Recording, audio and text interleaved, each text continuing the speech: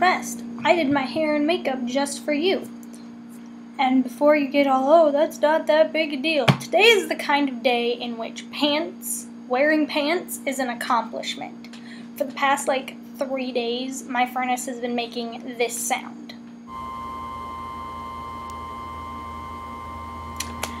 And just that was probably enough to drive you batty, and that was only a few seconds of it. So it's been doing that 24/7. Plus my furnace just so happens to be in the bedroom closet of my apartment, so falling asleep hasn't been the easiest thing in the world. Finally it came and got fixed today, so I'm really excited about that.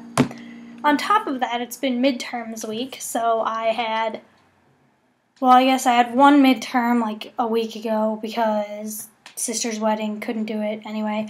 I had a midterm today. Hope I did okay. I don't even know. But yeah, I have 2 more midterms still. That's exciting. Cheerio!